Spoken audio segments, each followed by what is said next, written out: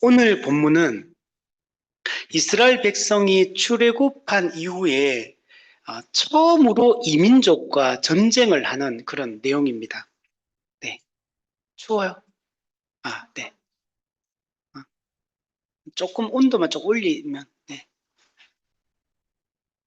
네.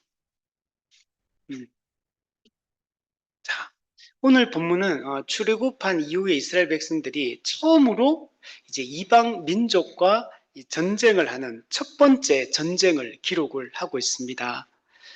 르비딤에서 아말렉 족속과 이 전쟁을 하게 됩니다.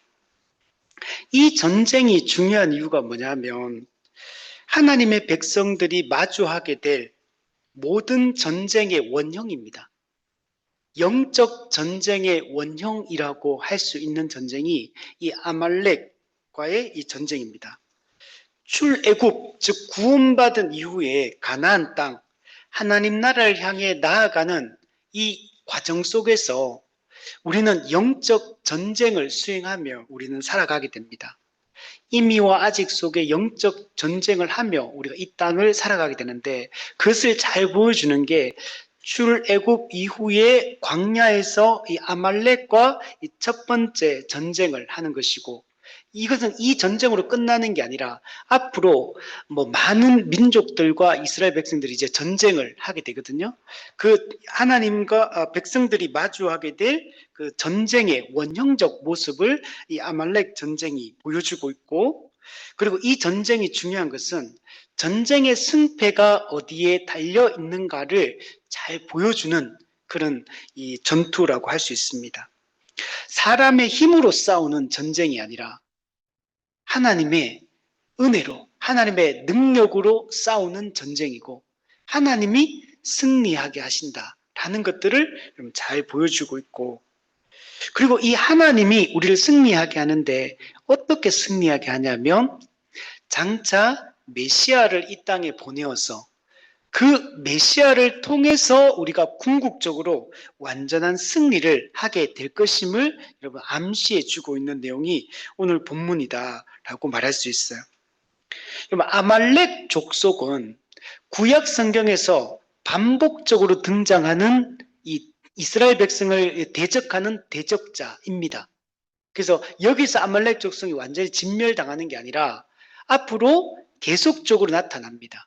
그래서 언제까지 나타나냐면 다윗 시대 때 거의 완전 멸망은 아니고 거의 진멸하고, 마지막으로 에스더, 우리 포로귀환 할 때 그때 에스더, 포로귀환 이후에 에스더가 그때 하만이 이스라엘 민족을 죽이려고 하잖아요. 그때 그 사람이 아말렉 족속이에요.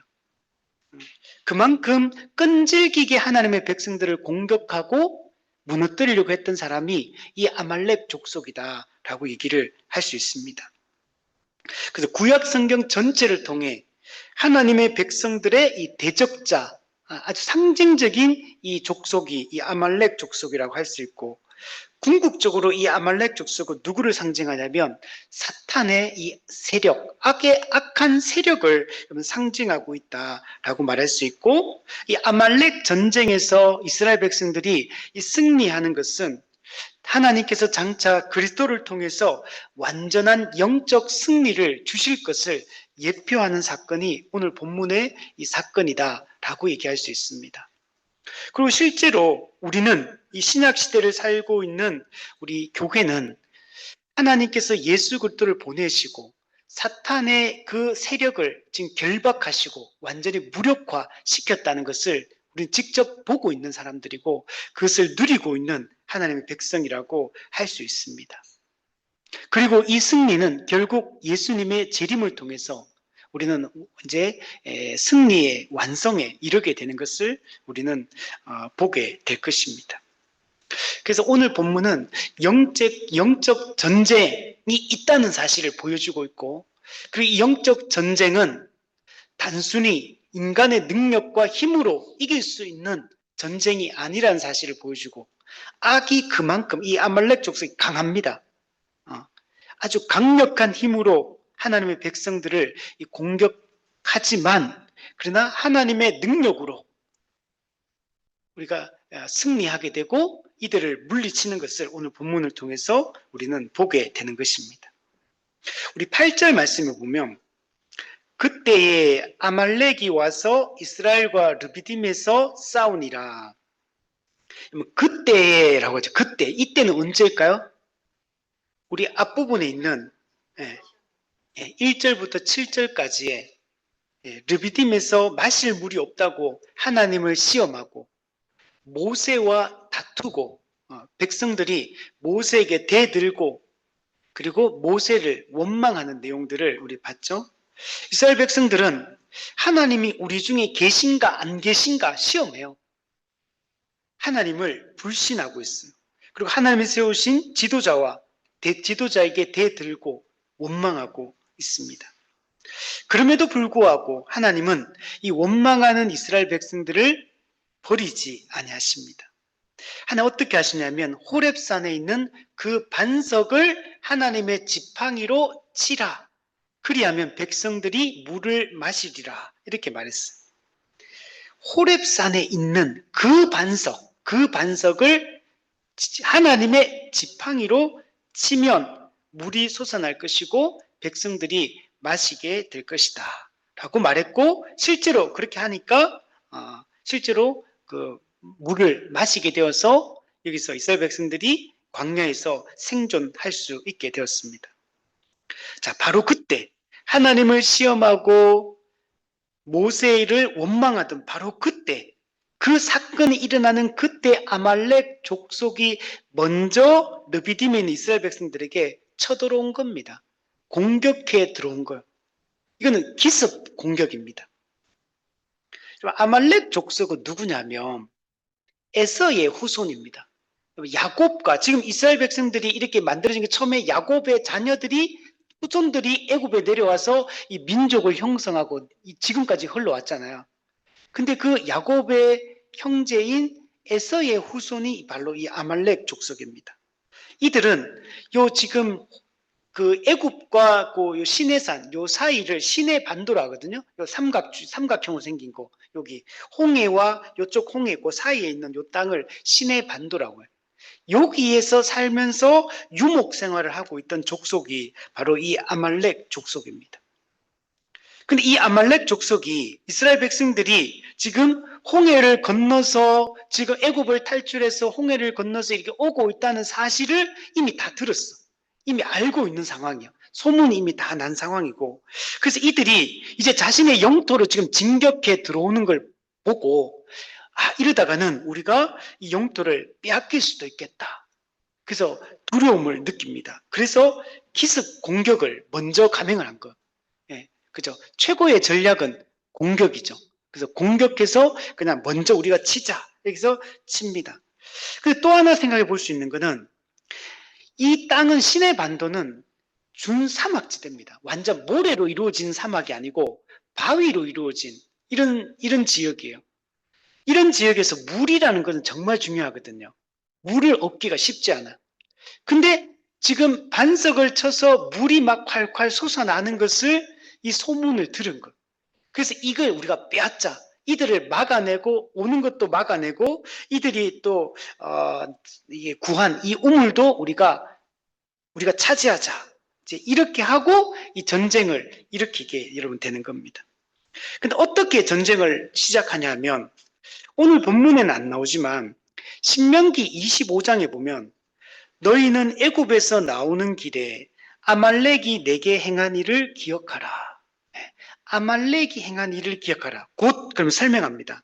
그들이 너를 길에서 만나 내가 피곤할 때에 내 뒤에 떨어진 약한 자들을 쳤고 하나님을 두려워하지 아니하였느니라.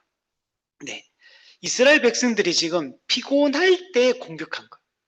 그리고 피곤해서 사람들은 뒤에 막 처지고 있어. 그래서 막 200만 명이 이제 걸어가다 보니까 약한 자들은 점차 뒤로 처지게 되죠.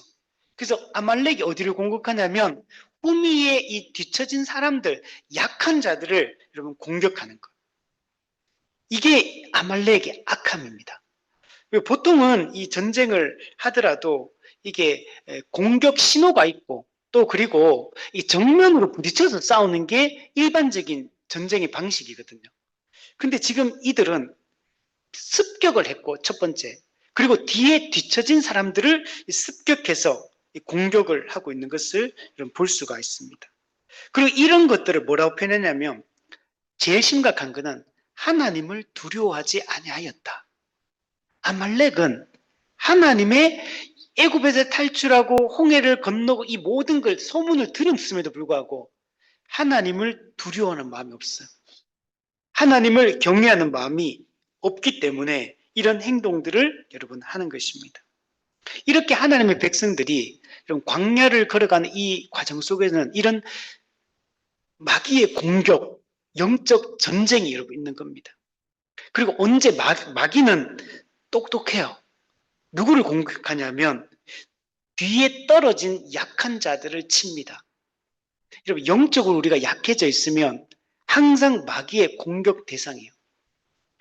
동물들이 이 짐승을 이렇게 사냥하는 장면들, 이게 TV 같은 데 보면 수많은 그 루떼가 막 있는데 아무나 공격하는 게 아니에요. 한참을 지켜보면서 누가 가장 약하냐, 가장 내가 잡기 쉬운 약한 자를 공격의 대상으로 삼아요. 그리고 한참을 기다렸다가 그 수많은 누떼 가운데서도 자기가 공격 대상으로 잡은 그것만 집중해서 달려가가지고 공격하는 것을 여러분 볼 수가 있습니다. 여러분, 강한 자에게는 함부로 대들지 못하거든요. 약하다고 판단되면 먹잇감이 되는 거예요. 마귀가 마찬가지입니다. 마귀는 항상 우리의 약한 부분을 치고 들어오고 교회 안에서도 약한 자들을 공격합니다. 그래서 항상 이 마귀의 먹잇감이 여러분 되게 됩니다. 그 마귀의 먹잇감이 되면 어떻게 되겠습니까? 괴로움이 찾아오겠죠. 고통이 찾아오고 삶이 힘들어집니다. 그리고 마귀의 공격은 아주 집요하게 공격이 들어오거든요. 우리가 영적으로 강해지기 전까지는 마귀의 공격을 물리칠 힘이 없어요. 뒤처져 있으면 항상 약하면 당하게 됩니다. 우리 몸도 그렇잖아요. 몸이 체력이 떨어져 있고 몸이 면역력이 떨어져 있으면 병에 걸리는 것, 바이러스에 감염되는 겁니다. 마찬가지로 영적으로도 은혜의 방편을 부지런히 사용해서 매일 매 순간 말씀과 기도로 거룩해져 있지 않으면, 하나님을 늘 의지하고 있지 않으면 넘어지게 돼요. 이 철로역정에 보면 크리스찬이 걸어가다가 이제 그 믿음이라는 사람과 동행하고 소망이라는 사람과 동행하는 이런 장면들이 있거든요. 근데 크리스찬이 약한 부분이 있어. 마귀의 공격이 들어오잖아요. 곁길로 빠지고 넘어져요. 절망에 빠지기도 하고 의심에 빠지기도 하고 회의감에 빠지기도 하고 두려움에 빠지기도, 불안함에 빠지기도, 염려에 빠지기도 하고 쾌락에 빠지기도 하고 수많은 이유로 넘어집니다. 근데 그때 옆에 교회가 없으면, 붙들어주는 사람이 없으면 못 이겨내요. 혼자서는, 홀로 있을 때는 못 이겨냅니다. 옆에 교회가 있어야 돼. 믿음의 형제가 옆에서 그 사람을 건져주지 않으면 못 헤어나와요. 그래서 철로역정의 맨 처음에 장면 보면 절망의 수렁에 빠졌을 때 수렁 바깥까지 이게 끝까지는 오지만 혼자서는 못 나오는 장면이 있어요. 깨닫고 회개하고 돌이키려고 하는데 마지막 순간에 그 수렁에서 웅덩이에서 마지막 거기서 나와야 되는데 그거는 자기가 못해요. 그건 오직 도움이라는 사람이 와가 도와주지 않으면 스스로도 못 빠져나옵니다. 영적으로 우리는 아무도 강한 사람이 없어요. 그리고 한번 이런 침체에 빠지면 못 빠져나옵니다. 거의 쉽게 못 빠져요. 반드시 빠져나올 때는 도움을 통해서만 빠져나오게 돼요. 그래서 사망의 음침한 골짜기가 나오거든요. 이 사망의 음침한 골짜기에 크리스찬이 마귀 아볼론과 싸울 때는 이겨요. 마귀와 정면 대결했거든요. 겸손의 골짜기에서. 그 마귀와 정면 대결할 때는 크리스찬이 이기거든요. 하나님의 도움으로. 근데 사망의 음침한 골짜기, 영적 침체에 빠졌을 때는 못 이겨요. 말씀으로도 안 돼, 그때는. 말씀으로도 못 빠져나와. 그래서 그때는 새로운 무기를 꺼내야 되고 새로운 도움을 받을 때만 거기서 빠져나오는 장면을 봐요. 그리고 나면 나중에 되면 빛이 비치기 시작해. 사망의 엄침한 어두운 골짜기를 지나 빛이 비치면서 그때 빠져나와서 보니까 별거 아니었어, 사실은.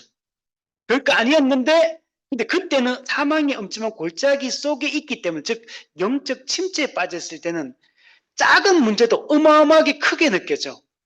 별 문제가 아니야. 근데 그게 자기를 잡아먹어버려.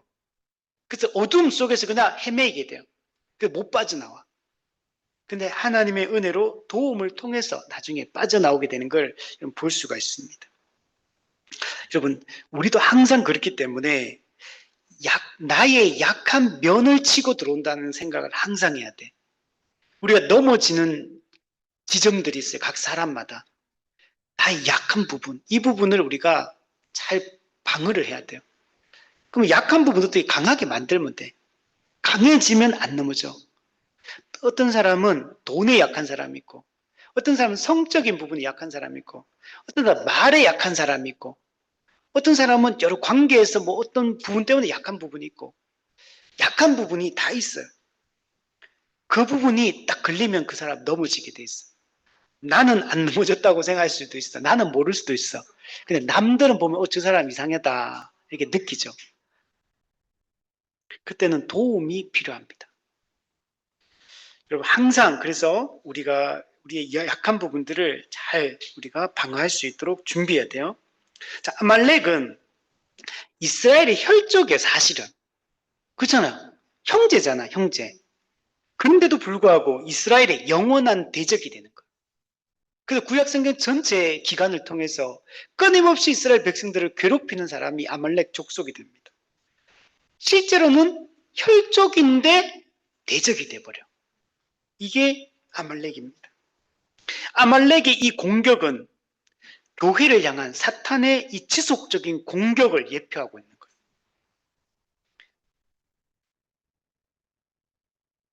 그래서 하나님께서 이 이스라엘 백성들에게 아말렉 족속을 나중에 천하에서 도말하라 이렇게 말하는 걸 볼 수 있습니다. 우리 오늘 본문 14절에 보면 내가 아말렉을 없이하여 천하에 기억도 못하게 하리라. 이렇게 아말렉을 완전히 멸망시킬 것을 이렇게 말씀하시고 그리고 이스라엘 백성들에게 명령합니다. 너희가 이들을 완전히 진멸해라 이렇게 말해요. 우리 신명기 25장에 보면 너희가 여호와께서 내게 기업으로 주어 차지하게 하는 땅에서 하나님께서 사방에 있는 모든 적군으로부터 내게 안식을 주실 때에 즉 가나안 땅을 정복하고 그 가나안 땅에서 하나님 나라를 내가 누리게 될 때 너는 천하에서 특별히 말해 특별히 천하에서 아말렉에 대한 기억을 지워버려라. 너는 잊지 말지니라. 근데 실제로는 이스라엘 백성들이 이 작업을 안 해요. 그래서 이후에도 아말렉 족속 때문에 계속 괴롭힘을 당하고 어려운 문제를 계속 만나게 되는 겁니다. 그래서 우리가 처리해야 될 걸 확실하게 처리를 해야 돼요. 버리고 없애버려야 될, 끊어버려야 될 걸 끊어버려야지만 여러분 그것으로부터 우리가 벗어날 수 있게 됩니다. 이 작업은 이스라엘 백성이 해야 되는 작업이고 우리가 해야 될 작업이에요.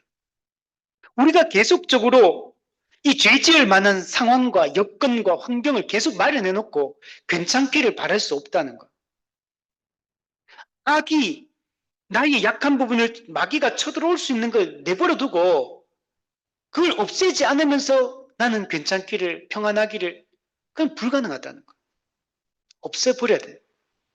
파리가 꼬이고 모기가 꼬이고 벌레가 초파리가 꼬이는 거는 더러운 음식 찌꺼기가 있기 때문에 꼬이는 거죠.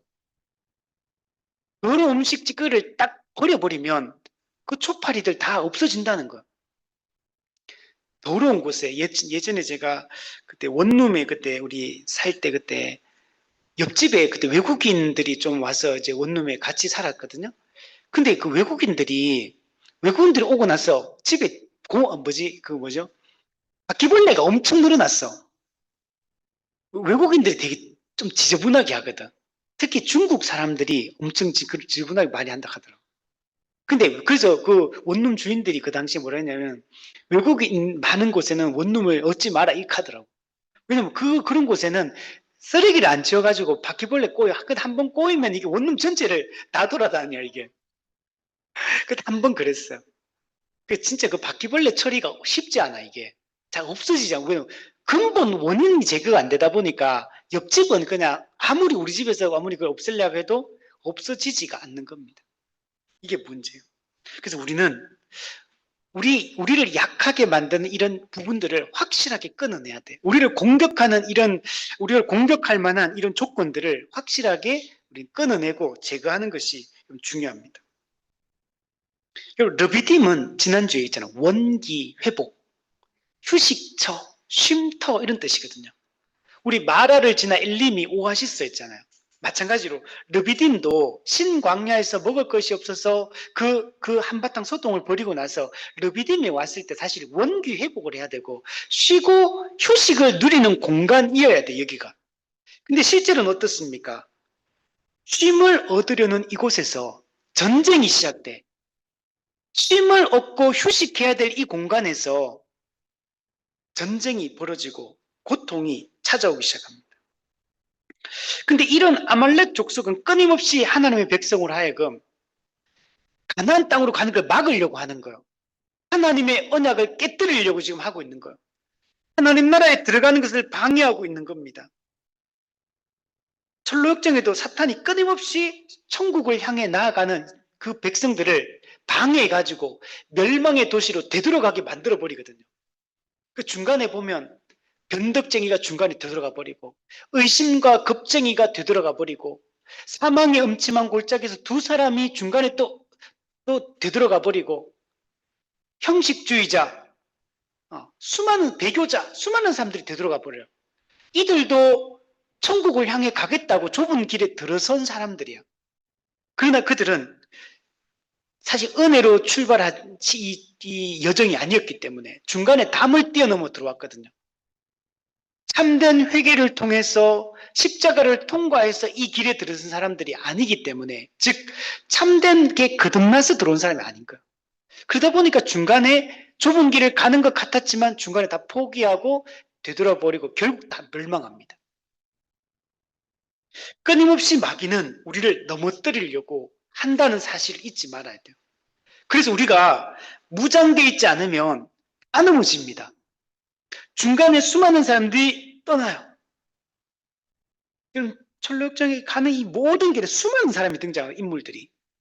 근데 마지막까지 끝까지 가는 사람 딱 세 사람밖에 없어.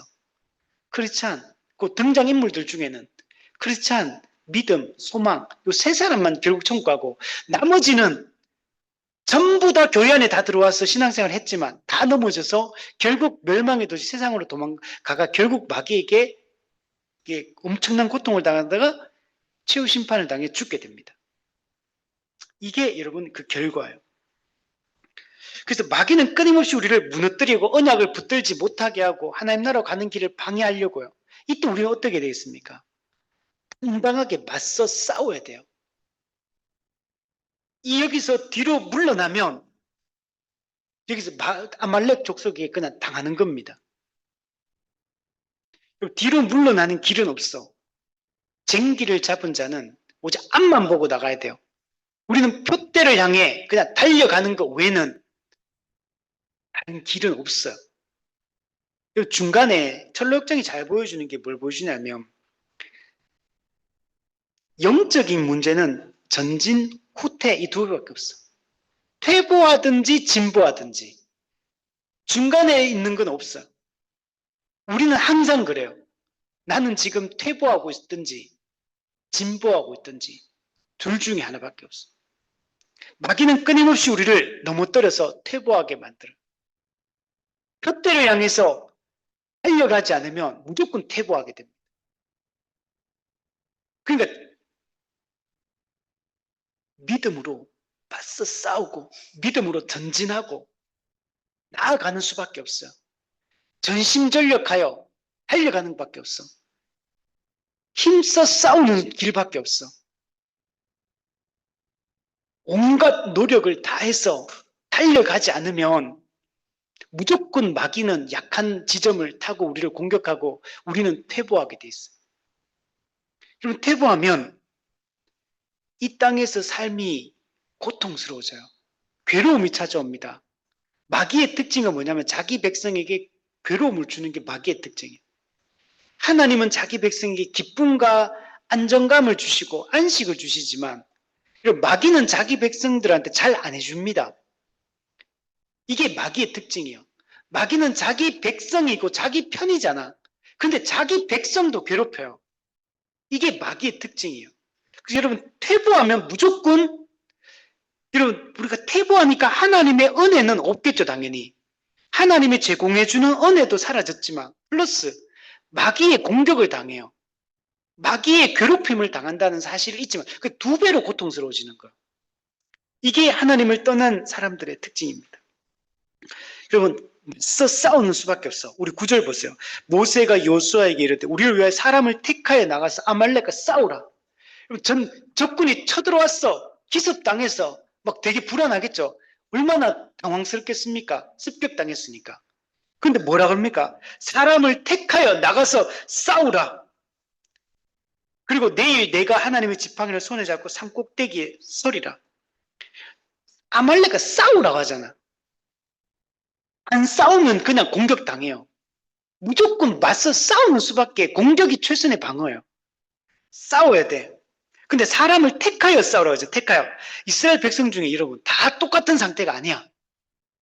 이스라엘 백성 중에는 믿음이 지금 약한 자들이 있고 아까 보면 피곤하다 그랬잖아요. 피곤할 때 피곤해가지고 영적으로 지쳐있고 뒤로 물러나 있는 이스라엘 백성들도 많은 거. 싸울 때 정말 영적으로 지쳐있는 사람들, 피곤한 사람들, 무기력한 상태에 있고 부주의한 상태에 있고 깨어있지 않는 사람들, 이런 사람들 데리고 나가서 여호수아가 싸울 수가 없어요. 그냥 데리고 나가서 싸우라가 아니라 사람들을 택하여 나가서 택하여. 그 중에서도 믿음을 굳건하게 지키고 있는 사람들이 있어. 이 공격이 있고 물이 없고 먹을 것이 없고 그 중에도 원망하지 않고 모세와 함께 믿음을 견고하게 하고 있는 사람들이 있는 거예요. 요수아도 그렇고 요수아가 지금 택하여 나가 싸우는 사람들도 출애굽 이후에 부딪히는 그 수많은 문제들 속에서도 하나님을 신뢰하는 사람들이 있는 겁니다. 우리는 모든 이스라엘 백성들이 똑같은 상태가 아니라는 걸 생각해야 돼요. 교회 생활할 때도 마찬가지입니다. 모든 성도가 똑같은 영적 상태가 아니에요. 어떤 사람은 모세와 요수아처럼 택하여 나가는 담대한 이런 믿음을 가진 사람들과 같은 이런 사람들도 있는 반면에 피곤하고 약해져 있고 처져 있고 마귀의 공격을 받아서 지금 영적 생명이 꺼질동 말동인 사람들도 있는 겁니다. 근데 그런 사람이 섞여 있는 거. 그때 이 강한 자들이 일어나야 돼.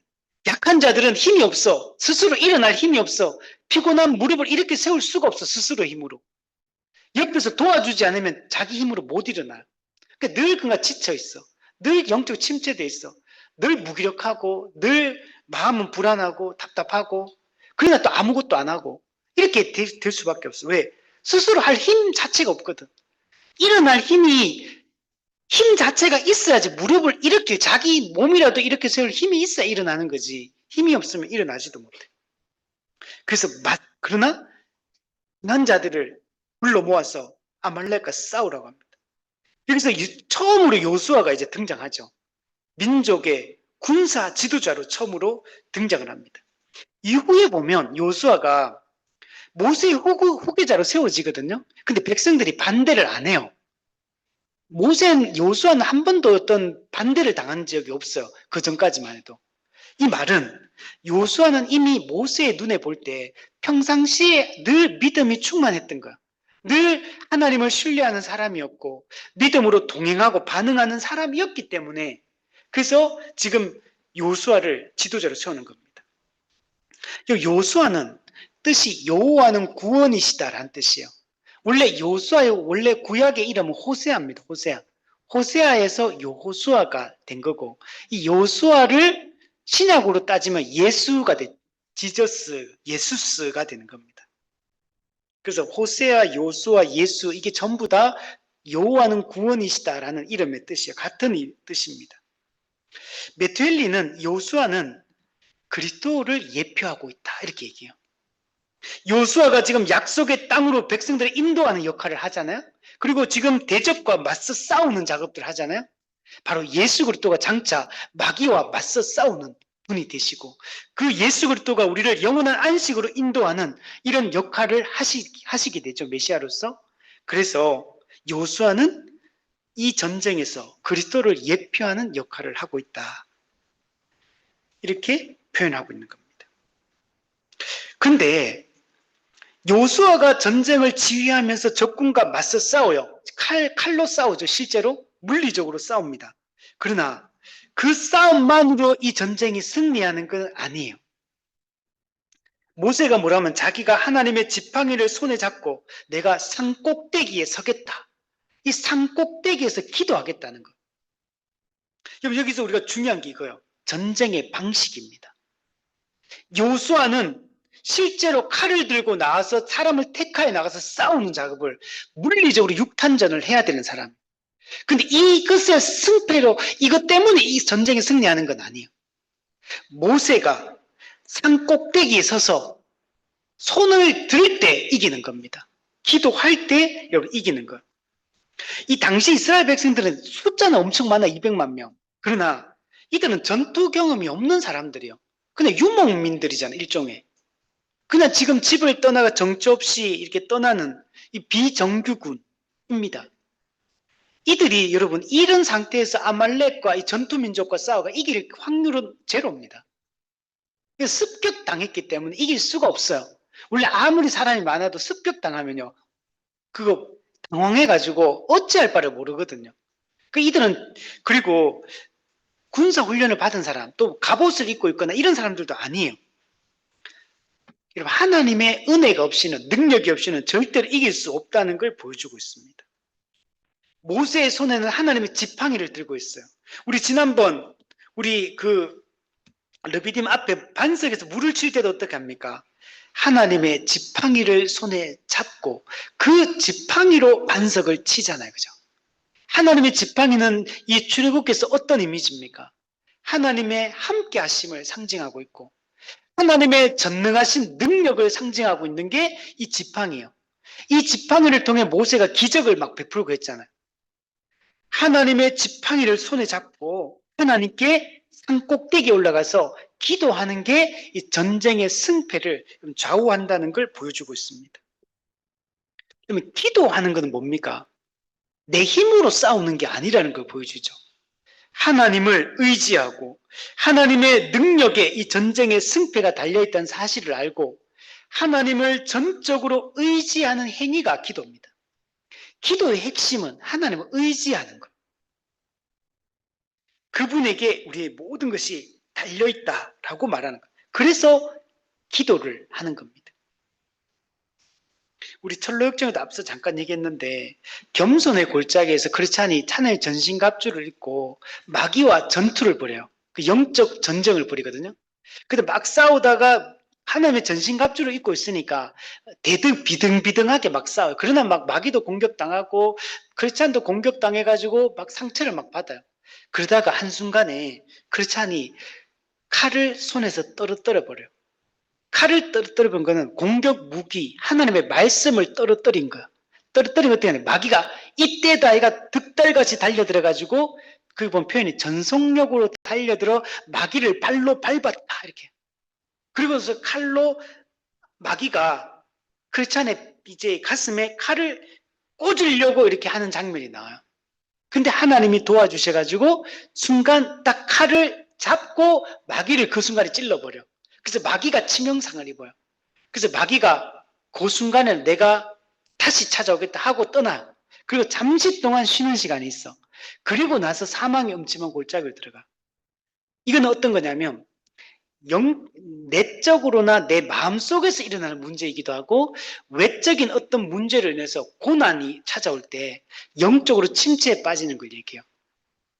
건강에 이상이 와서 영적 침체에 빠져. 마음의 두려움과 불안이 찾아와가 영적 침체에 빠져.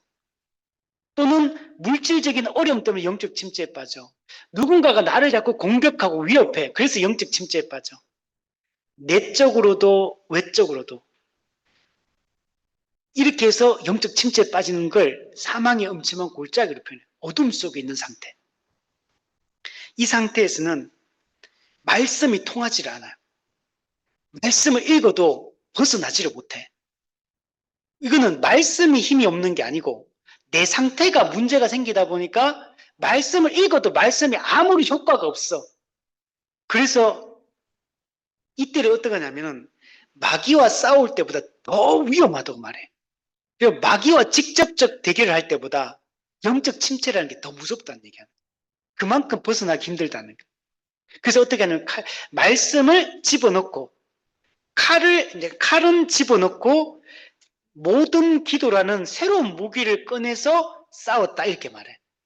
모든 무기 이게 기도야. 기도. 말씀은 집어넣고 기도를 꺼내가 기도라는 다른 무기로 싸워서 이겨요. 그래서 어떻게 하냐면 하나님께 울부짖으면서 기도해요. 하나님 도와주십시오. 이렇게 하면서 제 힘으로는 영적 침체에 벗어날 수 없습니다 하면서 하나님 도와달라고 울부짖으며 부르짖으며 하나님께 도움을 요청하는 게 기도의 무기예요. 이 방법으로 그 사망의 엄침한 골짜기를 벗어나는 것을 볼 수 있습니다. 여러분 이 기도는 울부짖으며 하나님께 간절히 도움을 요청하는 거예요. 그래서 하나님의 그 기도를 듣고 하나님이 역사하셔서 이 모든 대적을 물리치는 걸 보여주고 있습니다. 그래서 10절 11절 보면 요수아가 모세의 말대로 행하여 아말렉과 싸우고 모세와 아론과 훌은 산 꼭대기에 올라가서 모세가 손을 들면 이스라엘이 이기고 손을 내리면 아말렉이 이기더니 이 장면을 보면 예전에 이 성경 구절 읽으면 정말 너무 좀 이렇게 좀 재밌는 장면이잖아요. 좀 웃긴 장면이잖아요. 뭐 손 들면 이기고 손 내리면 지고 뭐 무슨 장난도 아니고 이게 무슨 뭔가 이런 생각이 막 들잖아요. 근데 이게 이제 어떤 의미가 있냐면 모세가 지금 요수아는 전쟁터로 나가서 칼을 들고 직접 아말렉과 싸우는 이것도 필요해요. 우리 반드시 영적 전쟁할 때는 이게 필요합니다. 실제적으로 뭔가 행동을 해야 돼. 실제적으로 아무 일도 그냥 기도만 계속하고 있으면 그럼 됩니까? 실제로 됩니까? 안 되잖아요. 그러면 기도는 기도로 하나님 의지하고 그는 우리의 믿음의 표현인 거예요. 그거는. 그러나 우리가 실제로 해야 될 건 해야 돼 우리가. 그리고 학생은 공부를 해야 되고 직장인은 열심히 가가지고 그죠? 잠을 줄여서라도 일을 해야 되고 운동선수는 열심히 땀을 흘리고 일을 해야지 뭐가 되는 거지. 적이 쳐들어오는데 아무것도 안 하고 그냥 방에 가가 기도만 한다고 이루어집니까? 하나님이 여러분 섭리에는 뭐가 있냐면 보존, 통치, 협력 이 세 가지로 섭리가 구성되어 있어. 보존은 하나님은 우리를 보존하고 유지한다는 거 얘기하는 거고 통치는 하나님 우리를 다스린다는 얘기하는 거고 지금도 협력은 뭐냐면 하나님은 기적을 통해서도 역사하시고 일반적인 방법으로 역사하신다. 그래서 기적과 비상섭리와 통상섭리가 그게 두 개가 합쳐져서 하나님이 역사하신다라는 걸 협력이라고 얘기하는 거. 즉 이거는 하나님 기적이라는 건 하나님이 전능하신 능력으로 역사하는 걸 얘기하고 일반적인 방식 제2 원인이라는 거는 우리가 열심히 일하는 걸 말해 사람이. 즉 하나님은 기적과 하나님의 일하심과 사람의 일함 이걸 합쳐져서 하나님의 일을 하신다라고 얘기하는 거예요. 그래서 요수아는 가서 아말렉과 직접 싸워야 되는 거예요. 그런데 여기는 어떻습니까? 모세는 산꼭대기에서 기도해야 되는 거예요. 이거 좀 이상하지 않나요? 애국 군대 처치할 때는 어떻겠습니까? 이스라엘 백성이 직접 행동 아무것도 안 했잖아. 근데 애국 군대는 수모를 당해 죽어. 그때는 하나님의 능력만 나타나. 여리고성을 정복할 때 보세요. 어떻게 싸웁니까? 이스라엘 백성 아무것도 안 해. 하나님이 그냥 돌기만 했는데 그냥 여리고성이 무너져서 그냥 끝나버려. 근데 그 이후에 아이성 전투할 때 어떻게 합니까? 그럼 아이성도 가 돌면 되잖아 그냥. 근데 아이성은 또 돌지 말래. 너 그 사람 너 사람 가가지고 전력으로 싸워가 이겨라. 칼로 싸워 이기라 그래. 다른 데 전쟁할 때 어떻게 합니까? 너가 칼로 가가 정복해라, 개척해라, 칼로 싸우라 그래 전부 다. 그 이후에는 여리고 성처럼 도는 방법, 또 홍해 물을 모아서 포장시키는 방 이런 거 하나님 안 하세요. 이게 뭘 보여주냐면 인간이 해야 될 인간이 해야 돼. 우리가 맞서 싸울 건 싸워야 돼. 그리고 근데 그게 내 힘만으로 싸우는 게 아니라는 걸 좀 보여줘. 승패는 하나님께 달려있다. 이게 기도가 그걸 보여주고 여리고성에 도는 방식이 하나님이 이 전쟁을 이기게 하신다는 걸 보여주는 거. 하나님을 의지하고 하나님이 이 모든 것을 이루신다는 걸 믿고 그리고 나서 우리는 뭐 해야 됩니까? 우리가 해야 될 일을 해야 되는 거.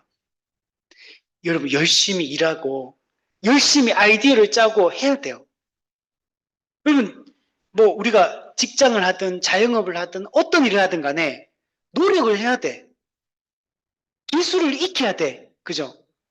실력을 갖춰야 돼요. 그걸 안 하고 안 된다는 거예요. 그래서 저도 목회자로서 열심히 공부해야 되는 거예요. 열심히 공부하고 가르치고 열심히 해야 돼. 그러나 그걸 한다고 해서 그것 때문에 또 하나님의 은혜가 나타나는 것도 아니에요. 하나님의 전적인 그냥 무조건적인 언약에 근거해서 그냥 은혜를 베풀어 주는 거야, 그냥. 그걸 우리가 신뢰하고 우리는 또 가야 되는 겁니다. 이걸 여기서 잘 보여주고 있는 거예요. 근데 산 꼭대기에 모세가 서라 그래. 여러분, 산 꼭대기에 왜 서라 갈까? 산 중턱에 서면 안 됩니까? 왜 굳이 산 꼭대기에 가야 됩니까? 이건 뭘 의미하냐면 성경에서 산이라는 이미지가 가지고 있는 건 어떤 이미지냐면 만남의 장소예요. 하나님을 만나는 장소가 산으로 항상 등장합니다.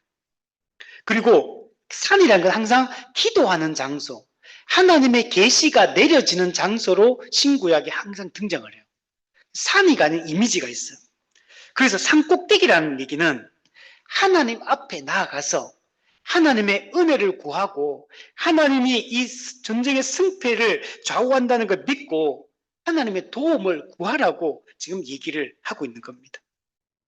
12절에서 모세가 기도할 때 손이 내려오는 것을 통해서도 보여줍니다. 사람의 손이 내려오면 지고 올라가면 이기고 이건 뭡니까? 그냥 모세의 개인적인 능력에 여러분 이 승패가 달려있는 게 아니라는 거 보이죠. 모세는 어떤 사람이 우리는 자기 손도 못 들어 올려. 자기 손도 못 들고 있는 사람이 우리는 우리 힘으로는 아무것도 할 수 없어요. 우린 조금만 피곤하면 손이 내려오는 사람이에요. 근데 하나님만이 여러분 우리에게 승리를 여러분 주시는 분이고 근데 이때 혼자 하지는 또 않아. 하나님을 의지하고 하나님 믿고 믿음으로 나아가야 되잖아요. 모세 혼자 하면 모세도 연약한 믿음을 가지고 있기 때문에 혼자서는 그 믿음을 굳건하게 지키지를 못해요. 그래서 아론과 훌이 모세의 형 아론 그다음 유다 지파의 지도자 훌이 옆에서 함께 붙들어 줍니다. 손을 들어 올려주는 역할들을 함께 하는 걸 볼 수 있죠. 그러면 승리하려면 공동체, 언약 공동체가 함께 힘을 합쳐야 되는 거예요. 각자의 역할을 해야 돼요. 모세가 아무리 믿음이 좋다 해도 모세 혼자서는 이 전쟁 이길 수 없어요. 여호수아가 가서 맞서 직접적으로 싸우고 일을 해야 되고 아론과 훌이 옆에서 모세를 도와서 모세의 믿음이 약해지지 않도록 하나님을 신뢰하는 이 믿음이 약속을 믿는 믿음이 약해지지 않도록 옆에서 붙들어주고 격려하고 함께 이 작업을 해야 되는 겁니다. 모세가 이 산 위에서 기도하는 모습은 일종의 이거는 예수님께 승천하신 예수님이 하늘에서 교회를 중보하는 것과도 연결지어서 이것도 해석하더라고요. 히브리서 7장 25절에 보면 자기를 힘입어 하나님께 나아가는 자들을 온전히 구원하실 수 있으니 이는 그가 항상 살아계셔서 그들을 위하여 간구하십니다. 여러분 예수님은 지금 통치만 하시는 게 아니에요. 지금 이 시대에 통치도 하시지만 지금 간구하신다. 즉 중보하신다라는 표현도 나와 성경에 보면 예수님은 자기 백성을 위해서 지금도 변호하시고 중보하시고 우리를 도우시는 분이라는 사실을 잊지 말아야 돼요. 이 모세가 그래서 그 예수님의 이 중보 사역을 또 예표하고 있다 이렇게 보는 겁니다. 자, 이 이스라엘의 승리는 하나님의 능력, 기도에 달려 있다. 자, 이 손을 그러면 든다, 내린다는 건 어떤 의미냐? 손을 드는 건 원래 기도할 때 손을 들어요. 그 예배 드릴 때 하나님 찬양하기 위해서 손을 들어요. 그 손을 드는 거는 전부 기도와 예배와 관련된 행위들입니다. 그러니까 우리가 사람이 손이 올라가 있다는 말은 하나님께 기도하고 하나님을 예배하는 마음으로 지금 나와 있다는 걸 얘기를 하는 겁니다. 그래서 하나님을 의지하고 그분을 신뢰하고 그분을 경외하고 믿음으로 나아가면 전투에서 승리하게 되고 내려오면 지게 되는 겁니다. 에베소서 6장에도 영적 전투 6장이 어떤 내용이냐면 하나의 전신갑주 이야기하는 장면이거든요.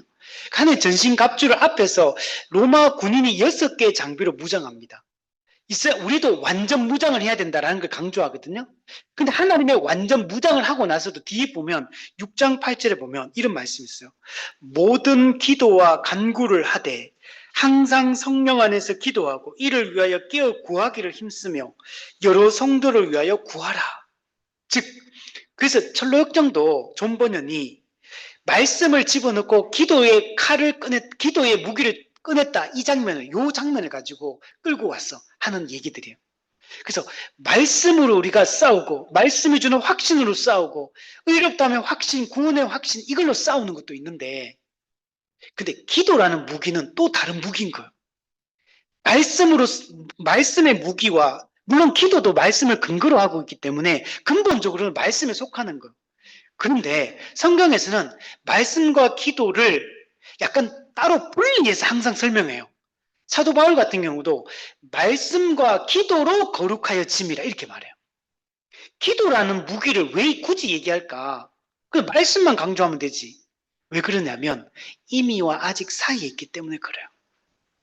이미와 아직 사이에서는 우리가 말씀을 보고 이렇게 하잖아요. 근데 그 말씀이 우리의 믿음이 하나님을 온전히 신뢰하고 있는 상태면 말씀이 강력하게 베풀어 영향을 나타내는데 우리가 연약한 상태에 있기 때문에 그래서 기도라는 하나님을 찾고 부르짖고 은혜를 갈구하는 행위가 되게 중요해요. 그래서 말씀과 기도가 그래서 영적 전쟁에 있어서 이 기도는 선택사항이 아니라 필수 요소다라고 우리 개혁자들이 얘기를 하는 이유가 바로 여기 있는 겁니다.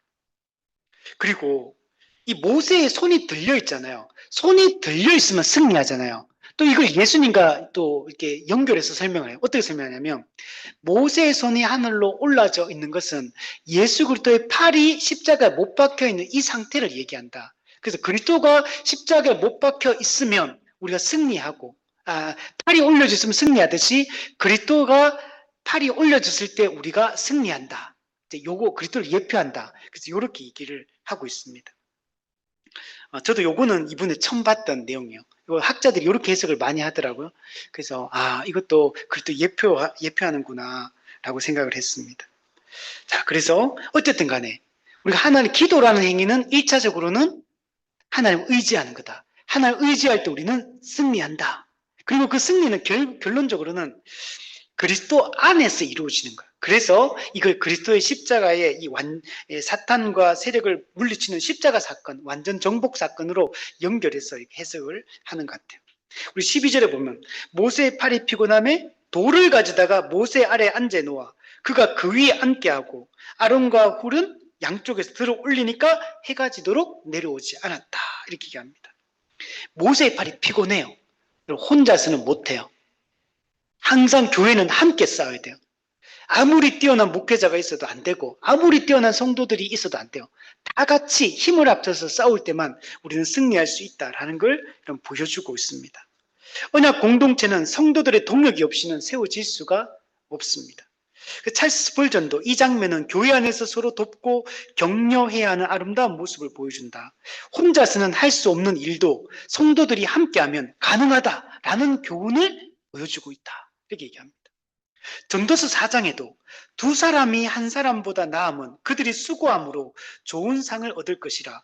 혹시 그들이 넘어지면 하나가 그 동물을 붙들어 일으키려니와 홀로 있어 넘어지고 붙들어 일으킬 자가 없는 자에게는 화가 있으리라. 한 사람이면 피하겠거니와 두 사람이면 맞설 수 있나니 세 겹줄은 쉽게 끊어지지 아니하느니라. 그래서 교회가 한 몸으로서 동역해서 함께 살아가는 것이 얼마나 중요한가를 보여주고 영적 전투가 개인적 전투가 아니라 공동체적 전투다. 교회가 함께 싸우는 영적 전투다라는 걸 보여주고 있는 거예요. 그래서 교회는 말씀만 나누는 게 아니고 일상의 삶을 공유해야 돼요. 그래서 자꾸 우리 성도들의 삶을 자꾸 얘기를 나눠야 돼. 뭐 때문에 힘든지, 뭐 때문에 고민하고 있는지, 뭐 때문에 두려운지, 내가 뭐 때문에 침체에 빠지는지 자꾸 고민하고 있는 문제들을 혼자 고민하면 안 돼요. 함께 의논하고 함께 기도하고 함께 싸우고 함께 방법을 찾고 이렇게 살아가는 교회적 삶이 안 되면 혼자서 개인적으로 고민하다 맨날 영적 처져 있는 거예요. 침체되어 있고. 그러면 맨날 마귀의 밥이 돼버려요. 그게 악순환이 돼버리는 거예요. 함께 여러분 얘기를 많이 나누고 함께 기도 부탁을 하고 함께 기도하는 것들이 얼마나 중요한지 모릅니다. 아론과 훌이 어떻게 하냐면 모세를 돌을 가져다가 돌 위에 앉게 합니다. 이것도 되게 중요한 장면이에요. 물론 이거는 그냥 뭐 힘드니까 앉혔겠지. 그냥 이렇게만 생각할 수 있는데 이거는 그리스도 중심적으로 해석을 해야 되거든요. 이 돌이라는 걸 뭘 상징하냐면 안정, 견고함을 상징합니다. 예. 그래서 이 돌이라는 것은 반석이신 그리스도를 상징하는 것으로 해석합니다. 우리 고린도전서 10장 3절 4절 우리 지난주에 봤잖아요. 우리 르비딤에서 어떻게 하면 너는 6절에 그 반석을 치라 이렇게 말해요. 그냥 반석이 아니야. 아무 돌이나 치면 되는 게 아니고 호렙산에 있는 그 반석을 쳐라 이렇게 말해요. 그 반석이 고린도전서 10장에서 바울이 해석합니다. 이는 그들을 따르는 신령한 반석으로부터 마셨음에 그 반석은 곧 그리스도시라 이렇게 해석을 해요. 그리고 여기서 지금 돌을 의도적으로 이 반석 똑같은 거거든요. 이 페트라 이걸 가져와서 앉히는 것도 이 똑같다는 얘기예요. 그래서 이건 뭘 상징하냐면 모세가 그 돌 위에 앉아 있다는 거 뭘 상징하냐면 이 돌은 그리스도를 상징한다 했잖아. 그러면 기도를 할 때는 뭐에 기반해서 우리가 기도를 해야 되냐면 그리스도 위에서 그리스도의 십자가 사역을 기반으로 그것에 근거해서 하나님께 기도해야 된다라는 얘기를 하고 있다는 거예요. 그래서 영적 전쟁은 반석이신 그리스도 위에 서서 우리가 영적 전쟁을 할 때, 즉 십자가에 못 박히심으로 마귀를 물리치신 그리스도의 승리 위에 기반해서 영적 전쟁을 할 때 우리가 이 전쟁에서 승리할 수 있다라는 걸 여기서 보여주고 있다라고 얘기를 하는 겁니다. 그렇게 할 때 여러분 어떻게 됩니까? 해가 지도록 모세의 손이 내려오지 않게 됩니다. 이거는 뭘 보여주냐면 해가 지도록이라는 말이 한 거는 영적 전쟁은 지속적으로 해야 된다는 걸 보여줘요. 이게 짧은 기간이 아니란 얘기예요. 영적 전쟁은 우리가 죽을 때까지 계속되는 거예요. 영적 전쟁이 있을 때는 하고 어떨 때는 안 해도 되는 게 아니라는 거예요. 승리할 때까지 계속 들고 있어야 돼, 팔을. 완전하게 아말렉을 물리칠 때까지 해가 지도록 손이 내려오면 안 돼요. 여러분 영적 전쟁은 지속적이어야 되고 우리가 지속적으로 끝까지 우리가 그리스도의 승리 위에 기반해서 싸우면 완전한 승리를 우리가 얻게 될 것임을 여러분 보여주고 있습니다. 그래서 이 영적 전쟁은 하나님의 때에 하나님의 방법으로 하나님의 그 주신 은혜에 기반해서 우리가 싸울 때만 완전한 승리를 우리가 얻을 수 있다는 사실을 보여줍니다. 우리 13절에 여호수아가 칼날로 아말렉 백성을 쳐서 무찌르니라. 전쟁의 결과를 보여줍니다. 무찌르니라. 승리했다. 완전한 승리했다라는 걸 보여줍니다. 근데 그거 하기 전에 칼날로 쳐서라는 게 또 강조돼 있어. 여호수아가. 여호수아는 하나님을 신뢰하고 하나님이 이 전쟁을 승리케 하신다는 사실을 신뢰하고 맞서 싸워야 되는 거. 만약 여호수아가 직접 나가 싸울 때 두려워하거나 뒤로 물러나면 어떻게 되겠어요? 이스라엘 백성들처럼 두려움에 사로잡히게 돼요. 아까 말했잖아.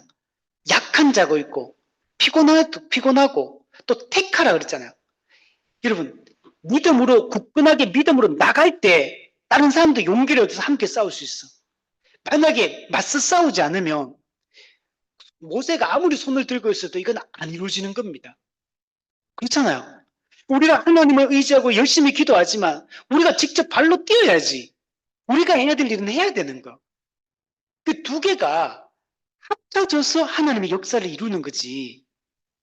기도만 하고 있든지 아무 일도 안 하든지 또는 일은 열심히 하는데 하나님 의지하지 않고 하나님을 신뢰하지 않는다면 그것도 이루어지지 않는 겁니다. 영적 승리는 하나님의 때에 하나님의 방법으로 할 때만 우리가 이룰 수 있는 겁니다. 여러분 그 여호수아의 칼날이 그럼 뭘 상징할까? 이것도 학자들이 많이 해석을 하는데 칼날로 싸웠다 했잖아요. 칼은 뭐겠어요? 에베소에 나오는 성령의 검, 곧 하나님의 말씀, 이걸 상징한다라고 말합니다. 그래서 존 오웬은 이렇게 말해요.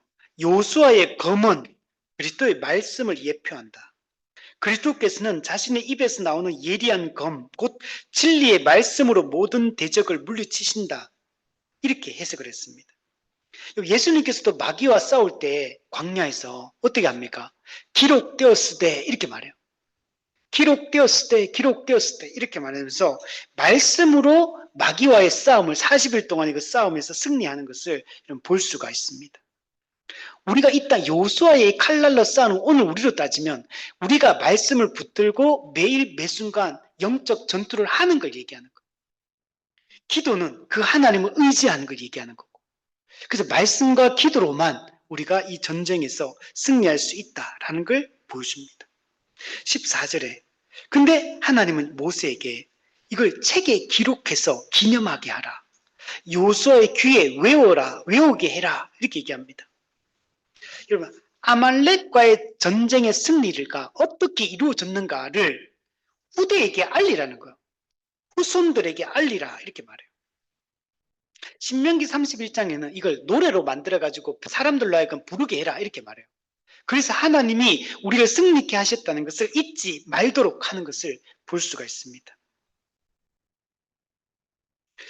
매튜 폴은 여기에 대해서 하나님께서 기록을 명령하신 것은 이 사건이 단순한 역사가 아니라 영원한 진리의 예표이기 때문이다. 하나님의 백성에 대한 사탄의 공격과 하나님의 완전한 승리가 기록되어야 했다. 그리고 기록해서 그 후대에게 알려줘야 되는 거야. 근데 요수아의 귀에도 외워 들리라 그러잖아. 이 말은 요수아가 이걸 외워가지고 이걸 잊지 말라는 거잖아. 요수아가 이게 왜 필요합니까? 앞으로 모세의 후계자가 되어서 실제적으로 가나안 정복 전쟁을 수행하는 인물은 요수아입니다.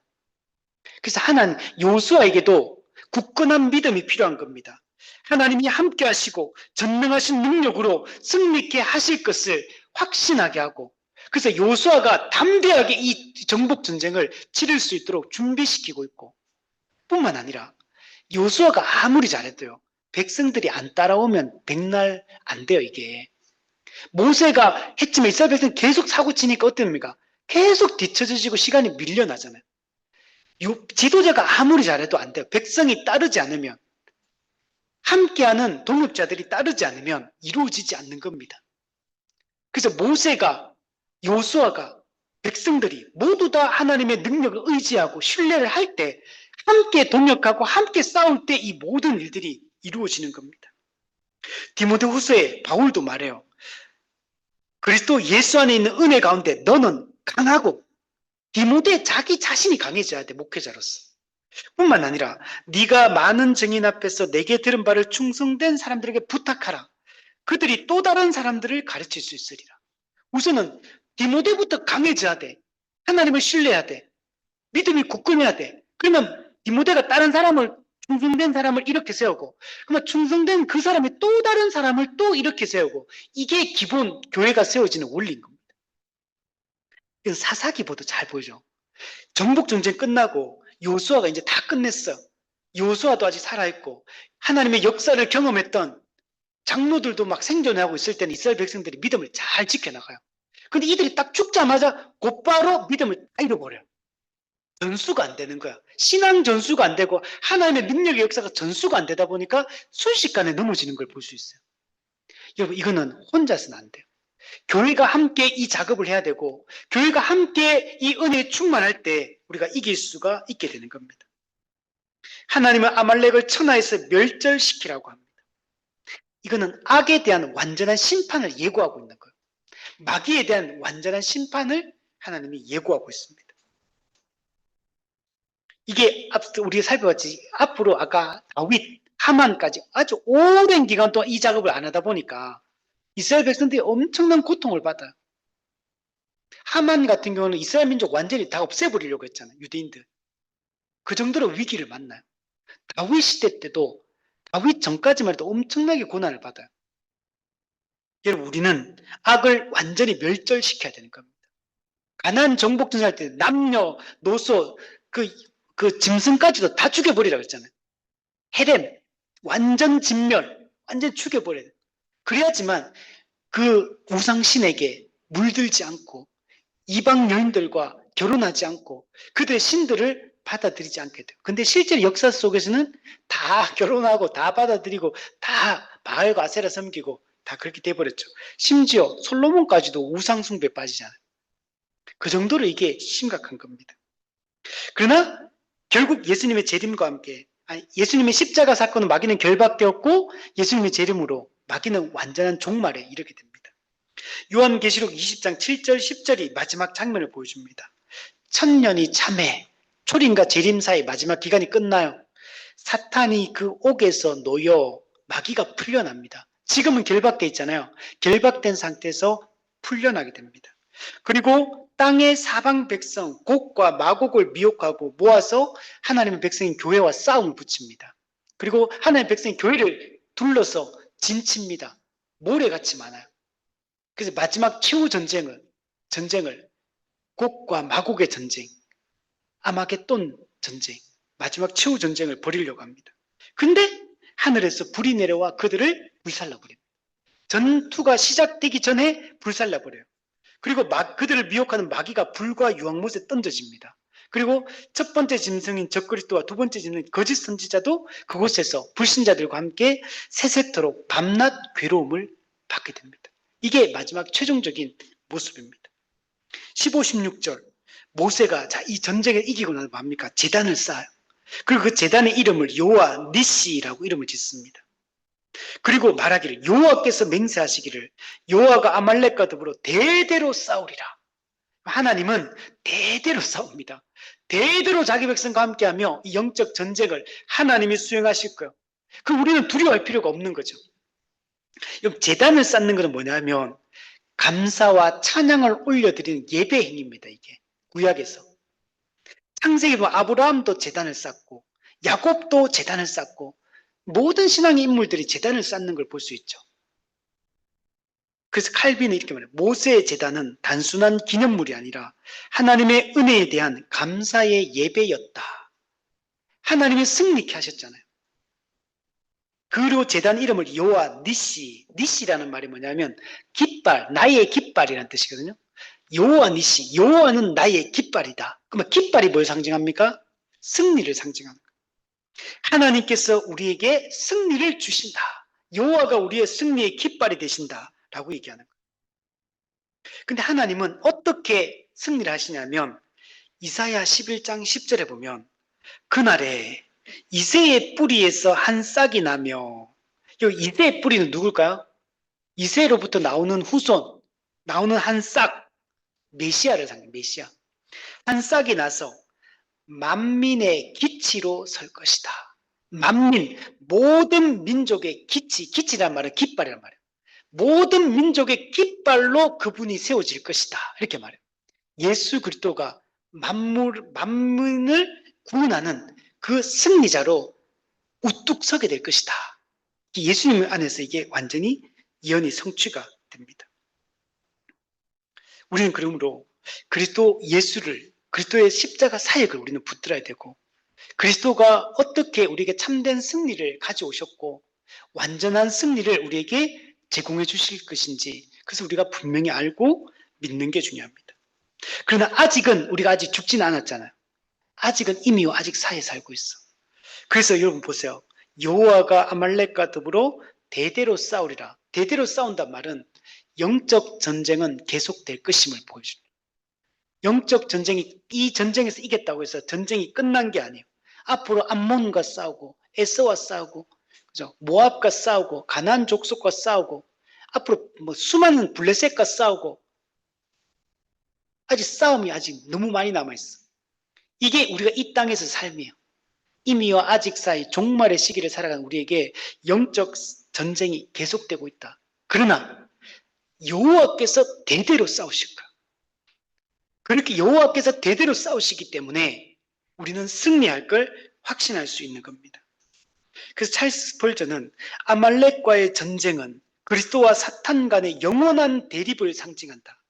이 전쟁은 그리스도의 재림까지 계속될 것이며 최종적으로는 그리스도의 완전한 승리로 끝날 것이다. 이걸 바울은 우리의 씨름은 혈과 육을 상대하는 것이 아니요 통치자들과 권세들과 이 어둠의 세상 주관자들과 하늘에 있는 악의 영들을 상대함이라. 그러므로 하나님의 전신갑주를 취하라. 이는 악한 날에, 종말은 악한 날이야. 우리가 살고 있는 이 시대는 악한 날입니다. 너희가 능히 대적하고 모든 일을 행한 후에, 즉 완전한 전신갑주로 무장된 상태에서 적과 대치해서 영적 전쟁을 수행하게 될 것이다. 이게 우리가 이미와 아직 사이에 우리가 할 일이다 라고 얘기를 하고 있습니다. 자, 정리하면 오늘 아말렉과의 전쟁은 그리스도를 통한 영적 승리의 원형을 보여주고 있는 그런 사건입니다. 우리는 여기서 몇 가지 알 수 있는 게, 우리는 이미와 아직 사이에서 여전히 영적 전쟁이 남아있다. 우리는 이 땅을 영적 전쟁을 수행하며 살아가야 된다라는 이 현실을 인정해야 돼요. 그러므로 하나님의 전신갑주로 무장하고 있지 않으면, 무장되어 있지 않으면 마귀가 약한 틈을 타고 들어와서 공격하잖아요. 우리가 준비되어 있고 훈련되어 있지 않고 우리가 무장되어 있지 않으면 매일 매 순간 우리 마귀의 공격에 당할 수밖에 없고, 그러면 괴로움을 당할 수밖에 없다. 두 번째, 여러분, 기도의 중요성을 우리 깨달아야 돼요. 하나님을 정말 의지하는 겁니다. 그러면 기도를 하는 사람은 하나님을 의지하는 사람이고, 기도하지 않는 사람은 하나님을 의지하지 않고 내 힘으로 살려고 하는 거예요. 내 힘으로 일을 이루려고 하고 내 힘으로 뭔가를 성취하려고 하고, 그러면 여러분 패배하게 됩니다. 내 힘으로 하는 사람, 기도하지 않는 사람 마음이 늘 불안할 거예요. 두렵고 늘 염려가 생기고 늘 걱정과 분주함과 조급함에 늘 쫓겨다니는 인생을 살게 될 겁니다. 기도하는 사람은 하나님을 의지하기 때문에 하나님이 역사하는 걸 순간순간 경험하게 될 것이고 마음의 확신을 갖고 살게 됩니다. 세 번째, 함께 싸워야 됩니다. 공동체적 전투를 해야 돼요. 교회와 함께 싸우지 않고 교회적 삶을 살지 않으면 여러분 지게 됩니다. 여러분, 교회적 전투는 딴 게 아니에요. 교회적 삶을 사는 상태 그 자체를 얘기하는 거예요. 교회와 함께 예배드리고 교회와 함께 말씀 공부하고 교회와 함께 우리 서로 위로하고 격려하고 교제하고, 이 자체가 영적 전투의 가장 본질적인 모습이에요. 이런 거 아닙니다. 교회가 함께 모여가 예수 이름 명하는 마귀야 물러가라, 이거 맨날 막 기도하는 거 얘기하는 게 아니에요. 여러분, 복음을 붙들고 교회로서 함께 이 땅을 그냥 일상적인 삶을 살아가는 게 영적 전투 그 자체입니다. 여러분, 그래서 우리가 복음을 붙들고 살아야 돼. 자, 그리고 마지막, 우리가 확신해야 돼. 그리스도가 이미 마귀를 결박하셨다. 예수님이 십자가 재림 때 예수님이 완전히 마귀를 불과 용못에 던져 넣을 것이다. 이미 승리는 보장되어 있다. 우리는 이미 승리한 존재다. 그리고 지금도 우리는 승리하며 살아가는 존재다 라는 걸 확신해야 됩니다. 그리스도의 돌 위에 모세가 그 반석 위에 앉아서 기도했던 것처럼 그리스도의 십자가 사역의 기초 위에 서서 우리는 하나님을 의지하고 기도하며 살아가는 존재다. 이걸 우리가 잊지 않았으면 좋겠습니다.